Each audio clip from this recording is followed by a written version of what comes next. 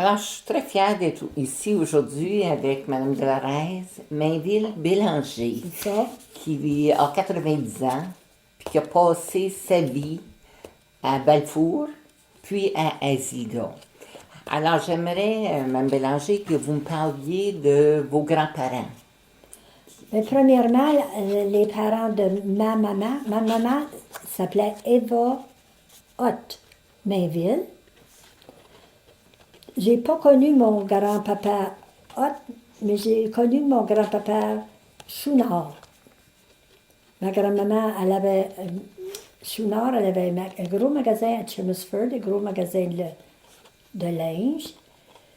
Puis finalement, ça l'a passé au feu, ça, à peu près, je dirais, en 40, peut-être avant ça. Donc, quand ma grand-maman Chouinard est décédée, elle avait environ 85 ans. Mon grand-papa Chouinard s'est en allé retourner à Montréal. Ma grand-maman Mainville aussi, elle a demeuré chez nous longtemps. C'était une femme qui tricotait beaucoup, beaucoup. Elle était très fière d'elle-même, était bonne cuisinière.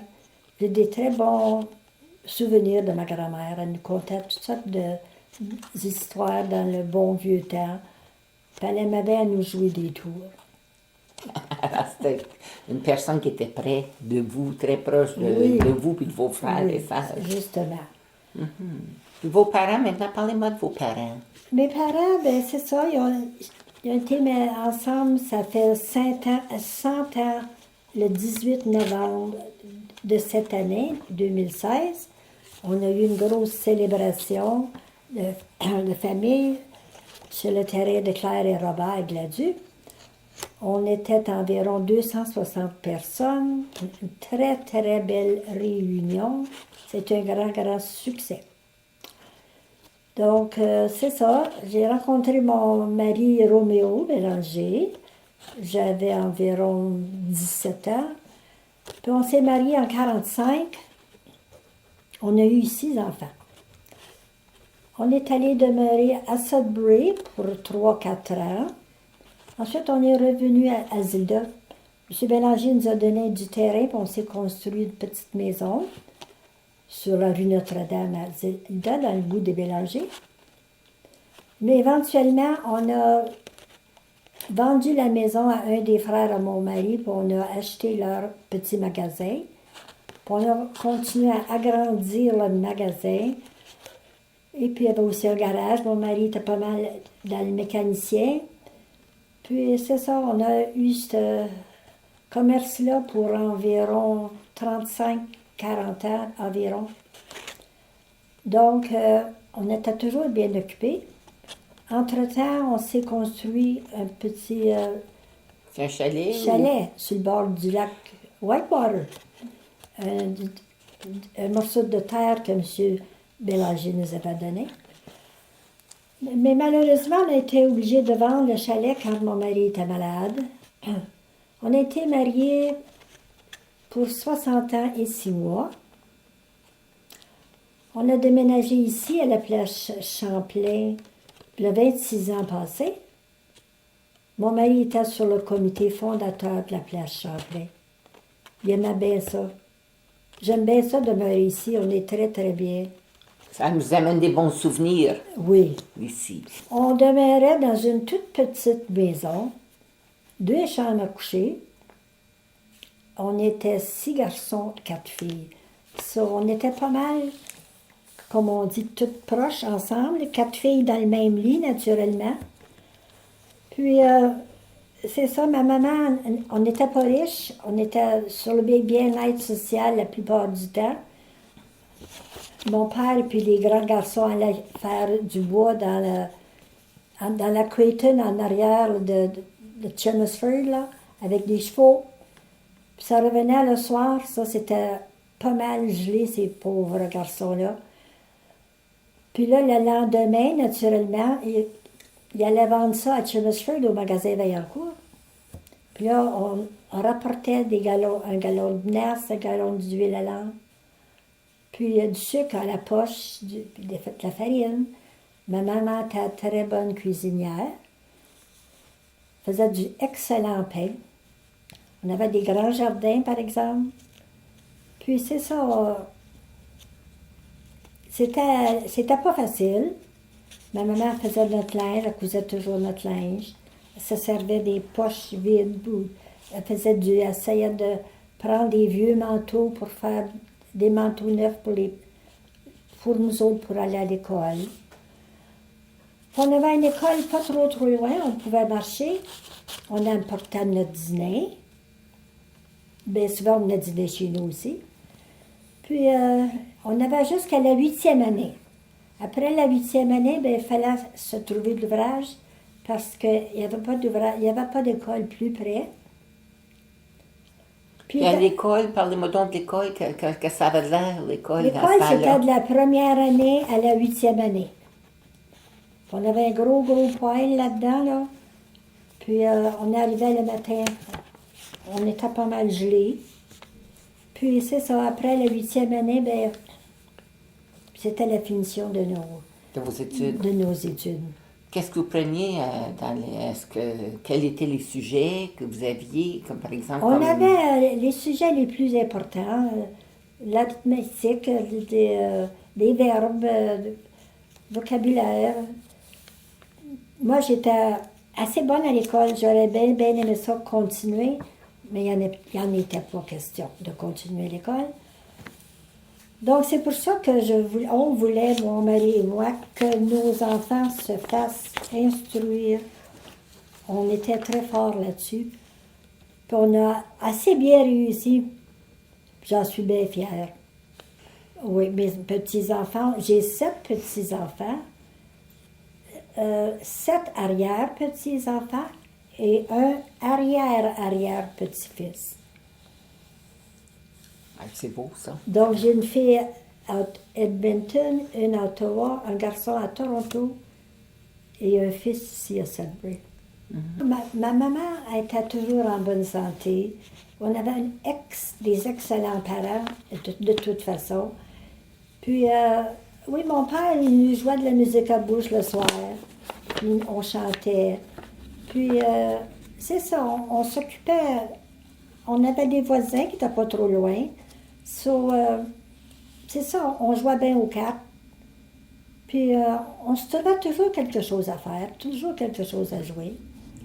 C'était pas la même routine que de nos jours maintenant. Fallait s'occuper fallait se réjouir puis s'occuper entre nous autres mêmes. Puis des fêtes de famille, par exemple, comme Noël, Pâques, est-ce que ça se fêtait dans ce temps-là? Oui, Pâques, ça se fêtait. Puis Noël, on avait tous chacun nos bas de Noël. Puis, oui, on allait à la messe de minuit avec une slée avec les chevaux. Il fallait aller assez loin parce que les messes de minuit duraient pas mal longtemps dans ce temps-là. Puis on retournait chez nous à 2-3 heures du matin. On avait toujours un beau réveillon. C'est quoi ça, réveillon? Maman elle faisait toujours des bonnes tourtières, puis du poulet, puis toutes sortes de belles tartes. Et puis, oui, elle était très, très débrouillarde dans la maison. Alors, c'était vraiment des C'était moments une famille. spéciaux. Puis on a toujours resté une famille bien proche, les Mainville. Puis c'est bien, bien important, je trouve, que les familles soient plus près. Il n'y a rien de plus important que ça. La famille et puis les bons amis, naturellement. Les enfants. Parlez-moi de votre père. Quelle sorte d'homme votre père? Mon papa, il était souvent malade. Il avait des gros problèmes d'estomac. Puis, ben, il a vécu quand même jusqu'à 84 ans. Mais ma maman est décédée à 68 ans. Elle avait des problèmes de cœur. J'ai connu mon mari. Premièrement, j'étais allée travailler sur le frère de mon mari, Roland. Il avait une ferme pas trop loin. Puis sa femme avait eu un autre enfant, je pense qu'elle en avait 4-5 dans le temps. Puis j'étais allée lui aider à revenir de... En tout cas, c'est là que j'ai rencontré mon mari qui aidait son frère à faire les foins. apparemment, j'avais fait un excellent gâteau au chocolat. Puis mon mari a tombé en amour premièrement avec le gâteau. Ensuite, ensuite, il est tombé en amour avec moi. Mais c'est ça, on a commencé à sortir ensemble, puis c'était, comme on dit, C'était un coup de foudre? C'était un coup de foudre. Oui, on s'est mariés une couple d'années après. Puis dans ce temps-là, comment ça se faisait, là, des sorties à une jeune couple? Bon, on allait aux vues, il y avait on allait aux vues, on allait visiter des amis, on allait à des courses de chevaux. Non, c'était pas c'était pas les mêmes loisirs qu'aujourd'hui. Mais ça se passait bien. Vous m'avez dit que vous avez travaillé, vous avez aidé la famille à Roland quand ils ont eu un bébé. Est-ce que vous avez eu d'autres emplois dans votre Ah oui, jeunesse? j'ai travaillé au magasin chez Raoul Vaillancourt pour 3 ans environ. C'était du excellent monde, je m'arrangeais très très bien. J'étais du monde avec des grands cœurs. C'est là que j'ai commencé à aimer à être parmi les gens, le commerce. C'est pour ça, après ça, qu'on a ouvert un magasin, puis j'ai eu ça pour plusieurs années. Il y avait un peu de tout. Il y avait d'huile à l'âne, de la menace au gros corps, des gros bushels de pommes. C'était tout en grosse quantité qu'on achetait ça dans ce temps-là. Puis, ben c'était ça. Le prix était à comparer à Castor, ben, il n'y a pas de comparaison. Comme. À ce temps-là, on faisait combien par jour quand on travaillait? Moi, j'étais payée 12 piastres par semaine. 6 jours par semaine. Je marchais naturellement pour aller travailler le matin et le soir. Puis dans ce temps-là, on ne portait pas de pantalon parce que c'était interdit. On était des filles, il fallait être habillé en robe. Naturellement, j'arrivais au magasin, j'étais gelée. Oui, mes parents étaient très, très sévères en ce qui concerne la religion catholique, naturellement. C'était le chapelet en famille, surtout pendant le carême, après le souper, là, il n'y avait pas de manquement de... Puis c'était à la messe quand la température était idéale, mais il était très, très fort sur la religion catholique. Ben, ensuite, moi, apparemment, moi et mon mari, on n'était pas si sévères que ça, là, éventuellement. Mais oui, mes parents, ils tenaient beaucoup, ils étaient très, très religieux. Quand on a pris notre retraite du magasin, qu'on a vendu le magasin, j'ai fait du volontaire, mon mari aussi. On a délivré de la popote roulante ensemble pour une couple d'années, 2-3 ans.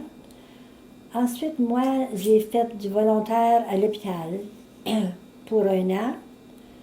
Ensuite, j'ai embarqué dans le Club d'âge d'or. Je suis une fondatrice du Club d'âge d'or. J'ai vraiment, vraiment bien aimé ça. Je dois avoir fait du volontaire pour 6-7 ans. J'allais de porte à porte, moi, pour vendre des cartes de membres pour le club. Premièrement, c'était une pool room, ça, qui était là. On s'arrangeait très bien, le groupe ensemble. J'allais de porte en porte, oui, pour vendre des cartes de membres à 2 $. Puis j'ai toujours continué à être pas mal actif. J'y tiens beaucoup. Puis j'y vais encore une couple de fois par semaine rencontrer mes amis, j'y tiens beaucoup.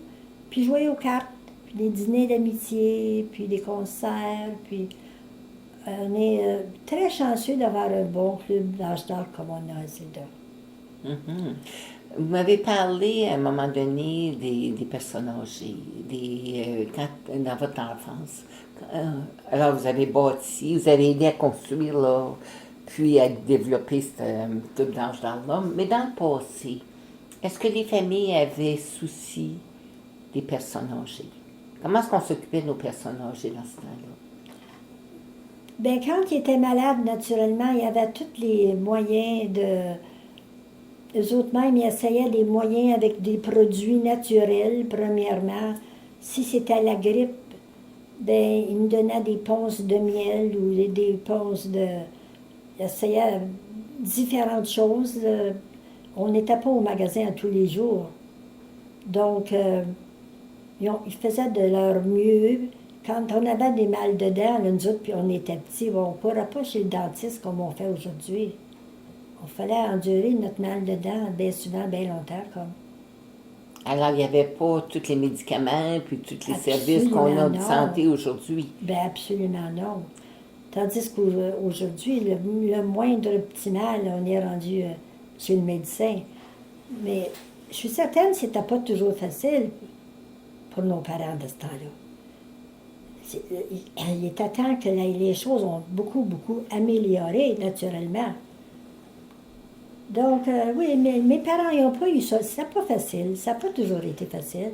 Dans ce temps-là, on n'avait pas là, des centres pour personnes âgées comme Saint-Gabriel. Qu'est-ce qui arrivait aux personnes âgées? Alors, s'ils étaient malades, on s'occupait de trouver des médicaments naturels. Mais dans la vieillesse, qu'est-ce qui s'occupait de nos personnes âgées dans ce temps-là? Bien, c'était les enfants. Mettons, si la grand-maman était chez nous, c'était maman ou les plus vieux des enfants qui s'en occupaient. Naturellement, ma grand-maman Mainville a resté chez nous un bon bout de temps. Puis ma maman s'arrangeait très bien avec elle aussi. Elle était une femme très charmante. Parce qu'il n'était pas question d'aller à l'hôpital. Il n'y allait pas à l'hôpital dans ce temps-là.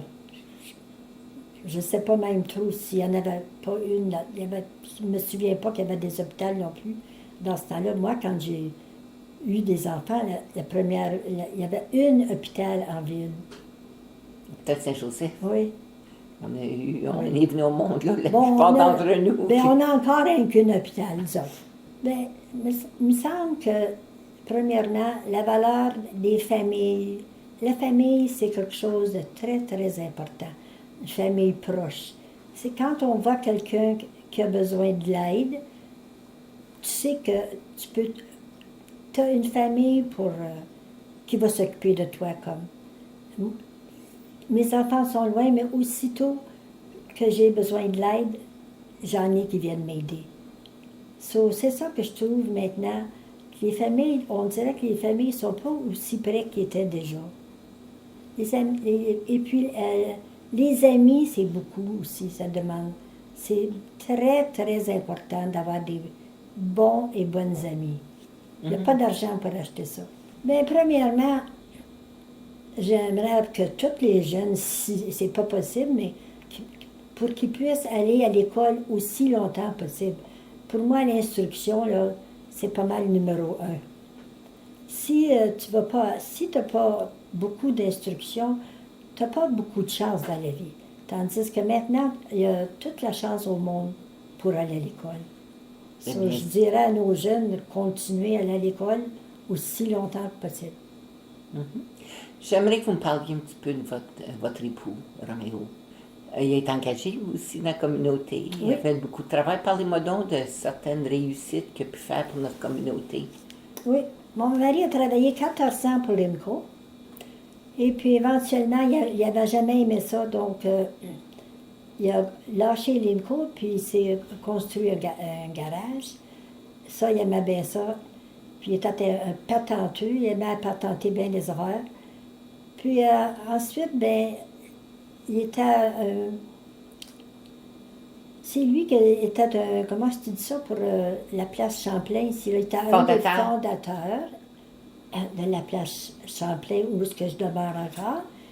Puis il aimait bien ça. Lui aussi, il est allé vendre il est allé de porte à porte vendre des cartes pour voir si les gens étaient prêts ici pour des signatures. Pour voir si les gens à Zilda étaient prêts pour avoir une place comme on a ici, la place Champlain. Une résidence de personnes âgées. Oui. Puis les gens étaient prêts pour ça.